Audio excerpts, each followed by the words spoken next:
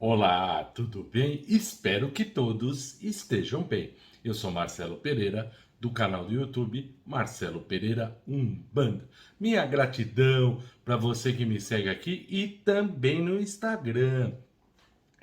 Meu irmão, o que eu peço para você? Eu peço que você deixe o seu curtir, deixe o seu joinha, porque no final você acaba esquecendo. Compartilha este vídeo com outras pessoas para que tenham acesso a esse conteúdo, bem como se inscrevam no canal, cliquem no sininho para que sejam notificados quando postarmos novos vídeos. Quer saber das nossas redes sociais? Dá uma olhada na descrição desse vídeo. Eu deixo aqui o Linktree.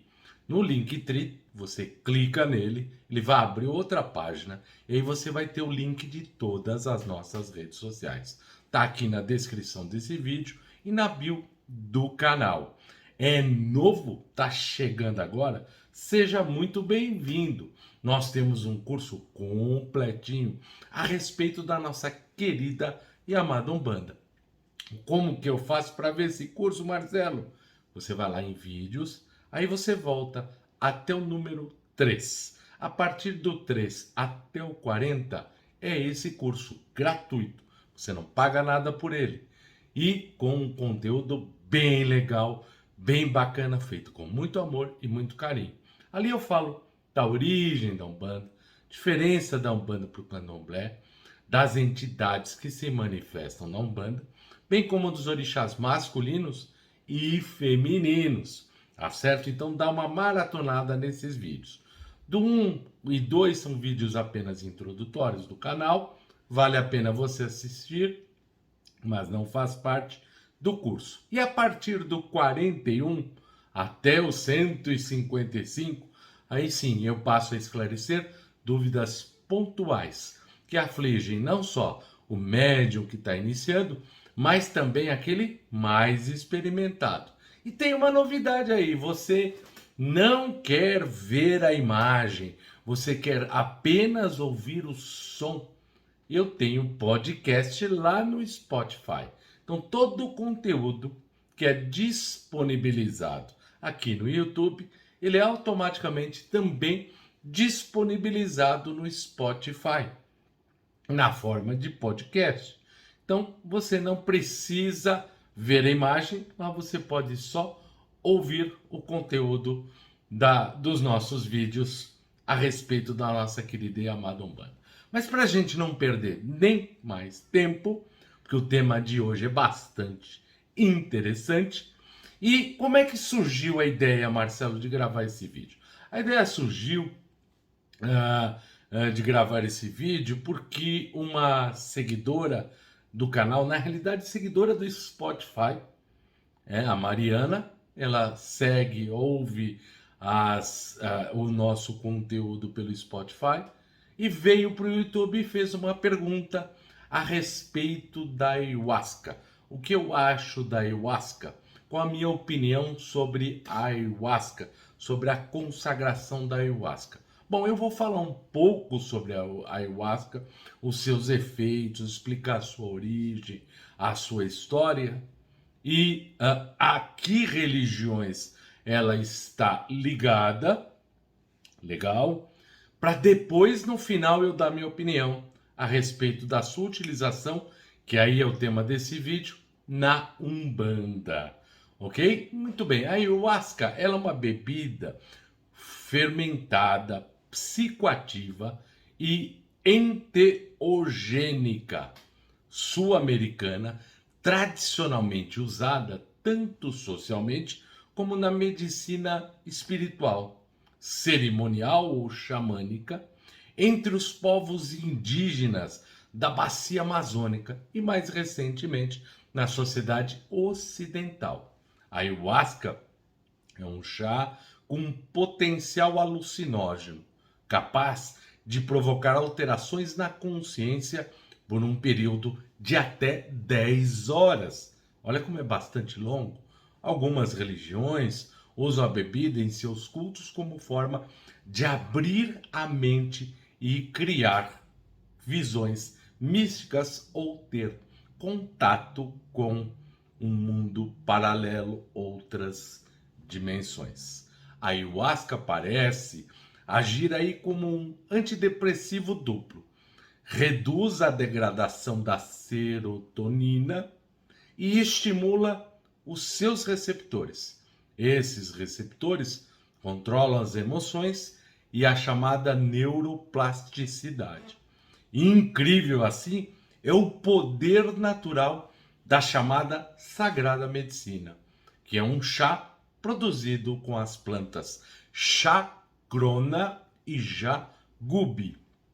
O chá de ayahuasca, também conhecido como Santo Daime, é uma bebida feita a partir da infusão de duas plantas amazônicas, o cipó jagubi e o arbusto chacrona. A palavra ayahuasca tem origem indígena e pode ser traduzida como vinho dos mortos. Olha que nome! Ayahuasca do Quinchua Aiwa significa morto, defunto, espírito, e huasca, que significa cipó, podendo ser traduzido como cipó do morto ou cipó do espírito. E é conhecida também como Oasca Daime, Iagê, Santo Daime e vegetal. É uma bebida enteógena produzida a partir da combinação da videira Banisteriopsis capi com várias plantas, em particular a Psychotria viridis e a Diplopteris cabrerana.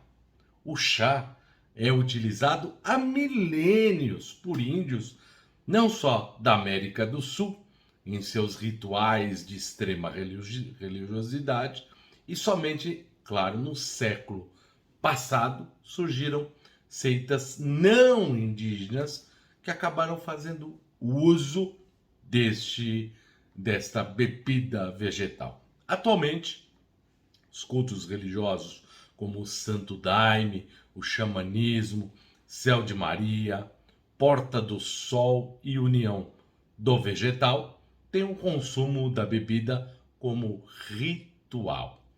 Hábito que é permitido no Brasil pelo Conselho Nacional de Política sobre Droga, o CONAD. A liberação, claro, impõe algumas regras. As pessoas que estão sob efeito de drogas e álcool não podem consumir esse chá. Além disso, quem tem histórico de doenças mentais também não pode fazer uso da substância. No entanto, na prática, as seitas não têm como fazer esse tipo de controle e por isso a bebida torna-se um perigo, principalmente para quem não sabe muito bem o que é a ayahuasca. Apesar da resolução que determina que o chá não deve ser consumido por quem tem algum distúrbio psiquiátrico, ela não prevê quem pode apresentar algum transtorno depois de consumir o chá ou quem pode ficar dependente dele. História, vamos falar um pouquinho sobre a história do uso indígena. Era utilizada pelos incas, ou melhor, pelo complexo histórico-cultural assim denominado, tá? Composto por uma população de cerca de 15,5 milhões de habitantes, na área montanhosa de 3 mil quilômetros de extensão, que vai do norte do Chile ao sul da Colômbia, cobrindo os atuais territórios da Bolívia, Peru e Equador. Desses 7,5 milhões são considerados indígenas, 3 milhões são brancos, por autodefinição, e 5 milhões mestiços. Os primeiros relatos do uso indígena da ayahuasca no Ocidente são dos missionários jesuítas Pablo Maroni, em 1737, e Franz Xaver Weigel, em 1768, que descreve um cipó, liana, conhecido como ayahuasca, que seria, por eles, no dizer deles, usado para adivinhação. mistificação e enfeitiçamento. Estima-se, entretanto, que as populações indígenas utilizem bebidas como estas plantas há aproximadamente 5.000, algumas há 8.000 anos e com certeza há pelo menos 3.500 anos. Então a ayahuasca é utilizada tradicionalmente em países como os Estados Unidos, Austrália, Peru, Equador, Colômbia, Bolívia e Brasil. E ainda pelo menos 72 diferentes tribos indígenas da Amazônia. Há estimativas do início da sua utilização e dispersão entre as tribos ameríndias entre 1500 e 2000 antes de Cristo. Mas, Marcelo, diga para nós como é que funciona esse chá. O chá, ele contém DMT e inibidores da monoamina oxidase. Ao agirem no sistema nervoso central, essas substâncias causam euforia e visões psicodélicas. É por isso que muitos usuários acreditam que o uso da droga proporciona experiências místicas e transcendentais. Mas, Marcelo, tem efeito físico? Tem efeito no corpo? Sim, os efeitos de curto prazo do uso do chá são subjetivos, vale dizer, variam de pessoa para pessoa. O usuário tem visões, mesmo com os olhos fechados, delírios, sensações de vigilância. Essas visões costumam mostrar animais, divindades, seres da floresta, além da sensação de poder voar. A droga também pode provocar alterações de percepção e de cognição. Além desses efeitos, como já comentamos, estudos apontam ser comum que o usuário tenha alguns sintomas físicos, como diarreia, vômitos, tremores, náuseas, logo após a ingestão da bebida.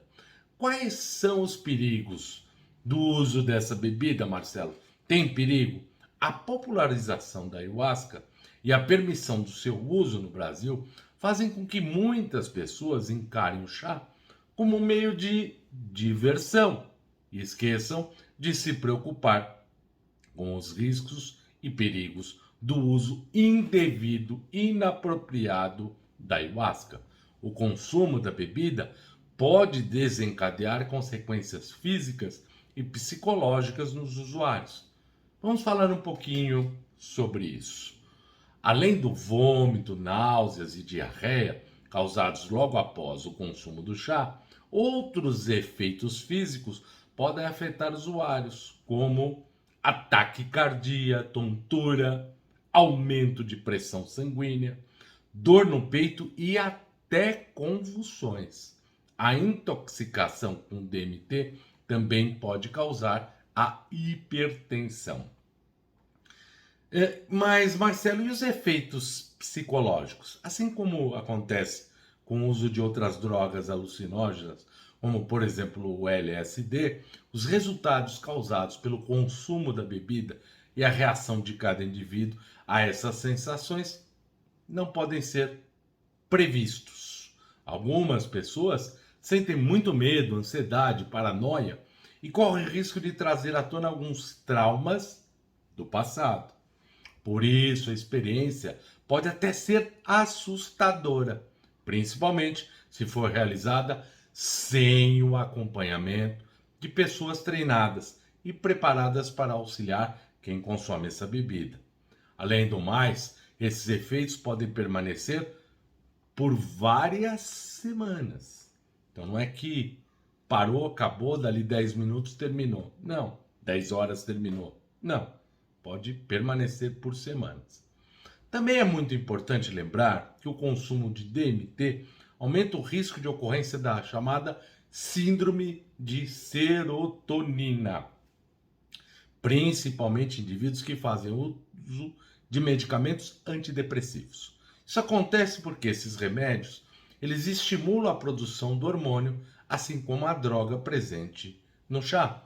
Os sintomas da síndrome, que pode ser até fatal, incluem dores de cabeça, agitação, aumento da pressão sanguínea. O consumo do chá de ayahuasca também representa grande perigo para quem sofre transtornos mentais como a esquizofrenia. Há ainda os riscos de convulsões, de problemas respiratórios, de surtos psicóticos, em casos mais graves, até do coma. Como se vê, o uso dessa substância não é uma brincadeira, é altamente religioso e deve ser monitorado e acompanhado por pessoas acostumadas a lidar com isto. Isto é muito sério. Quais são os prós e os contras, então, do uso da ayahuasca, Marcelo? Você já viu que utilizar o ayahuasca sem orientação ou responsabilidade pode causar riscos, até mesmo danos sérios à integridade do seu corpo e da sua mente. Afinal, sabendo disso, por que as pessoas continuam procurando essa espécie de medicina alternativa para curar questões emocionais e da alma? As razões espirituais e ritualísticas para isso são diversas, mas não são as únicas. A ciência também mostra quais são os efeitos adversos após o uso da ayahuasca para o corpo, para o organismo humano. Não é raro encontrar alguém que tenha feito uso da ayahuasca que relata ter experimentado um encontro pessoal com Deus. O uso dessas substâncias potencialmente psicodélicas podem levar diversas pessoas a vivenciar esse tipo de experiência, já que fazem com que ela se expanda a sua consciência ou mesmo chegue a um estado alterado de consciência. Várias pessoas sentiram mudanças positivas e duradouras do seu dia a dia depois do rito. As principais delas são relacionadas à saúde psicológica, uma maior satisfação com a vida, um propósito mais claro ou a sensação de significado para a sua existência. Esses efeitos perduram mesmo após décadas do uso. Há pesquisas que apontam que esse é provavelmente o estudo que mais se aproximou de uma comparação sistemática e rigorosa entre os relatos das experiências espontâneas de encontro com Deus e aqueles descritos por quem teve a ajuda de um catalisador psicodélico. Os relatos de encontro com Deus ou com uma verdade última sobre a vida já existem há milhares de anos, principalmente vindos de nós religiosos, que temos bastante experiência nesse campo. Apesar da medicina ocidental não considerar essas experiências espirituais como fontes de ferramentas curativas contra as doenças, em muitos casos elas podem ajudar a melhorar a saúde mental. E claro, para nós religiosos, reconhecemos porque vivenciamos dia a dia a cura através dos processos religiosos. Pesquisas científicas, vejam, meus irmãos, relacionadas com o uso desta substância, chegaram às seguintes conclusões. Olha que interessante. Mais de 2/3 dos que afirmaram inicialmente que eram ateus, ao fim do experimentado, já não se identificavam assim. Cerca de 70% dos participantes afirmaram ter uma experiência de encontro que envolvia a comunicação com alguma entidade consciente. 70% dos participantes afirmaram ter menos medo da morte após a experiência. 15% consideraram essa vivência a mais desafiadora de suas vidas. Alguns desses estudos, inclusive, chegam a abordar o potencial terapêutico da ayahuasca, especialmente para ajudar as pessoas a parar de fumar ou para aliviar o desgaste, o sofrimento mental após diagnóstico com um câncer, por exemplo. O desafio é fazer isso de maneira controlada, sob a devida orientação de quem conhece do riscado. Apesar dos estudos sobre o tema ainda serem pilotos, alguns testes já começaram a ser realizados em uma unidade psiquiátrica aqui de São Paulo, gente, para entender como o uso da ayahuasca impacta o tratamento contra a depressão. Em geral, pode-se atrelar um bem-estar subjetivo e efeitos antidepressivos em quem usa esta bebida. Esses resultados obtidos estão em uma redução de 82% nos scores depressivos entre o primeiro, sétimo e 21 dia após o consumo da substância. Com isso, os pesquisadores concluíram que a ayahuasca pode ter efeito ansiolítico e antidepressivo, mesmo com apenas um uso. Embora algumas pessoas afirmem que a ayahuasca é alucinógena, muitas outras defendem que, na verdade, ela é só um instrumento para facilitar um estado meditativo profundo. Desta forma, é como se o usuário acessasse um caminho mais rápido para ampliar a sua consciência. Essa expansão consciencial está intimamente ligada com as reflexões mais profundas, um estado mental acurado, muito próximo da meditação. Já as alucinações, por sua vez, tiram o indivíduo de um estado consciente e fornecem uma percepção alterada da realidade. Como você pode ver, são dois caminhos bastante distintos. Ao contrário da finalidade pelas quais as drogas alucinógenas seriam consumidas, a ayahuasca tem um uso quase que terapêutico, ou pelo menos é assim que ela é percebida quando acompanhada das cerimônias ritualísticas. É chamada, por muitos, da medicina vegetal, da sagrada medicina, da ciência da medicina. Entre as ações fisicoimunológicas da ayahuasca está o aumento da produção das chamadas células natural killers, NK, responsáveis por combater parasitas e células cancerosas. O uso regular do chá chegou a apresentar resultados de remissão de cânceres, bem como outros problemas da mesma gravidade. Além disso, ela altera a forma como os genes transportam a serotonina pelo corpo, aumentando inclusive a produção desse gene de transporte, resultando em efeitos imunomodulatórios expressivos. Outras alterações observadas foram a redução da ativação cardiovascular, a maior tolerância ao hormônio do crescimento e o aumento dos efeitos psicotrópicos. A composição da bebida conta, na maioria dos casos, com bactérias e fungos não patogênicos. Por isso, além de não fazerem mal à saúde humana, eles também contribuem exercendo uma função antimicrobiana e antiparasitária no organismo.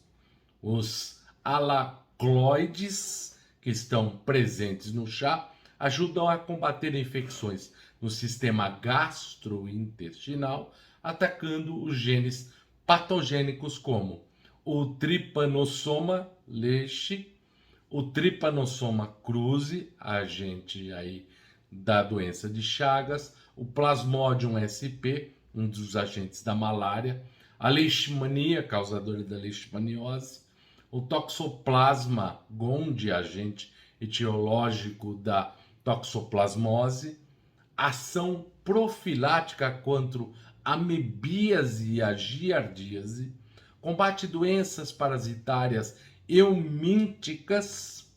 Há também relatos de combate a vários tipos de vírus.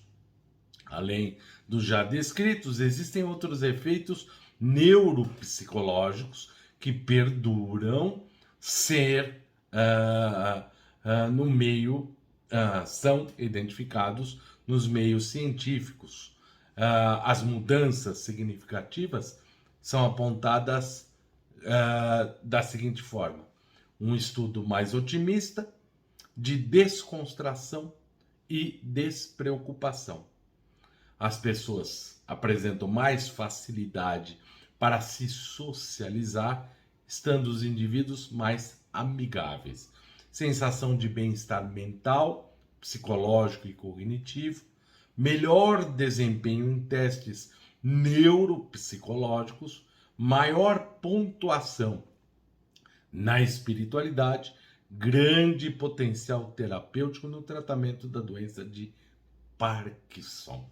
De acordo com o estudo, adolescentes que consumiram chá durante 2 anos apresentam perfis psiquiátricos e neuropsicológicos normais.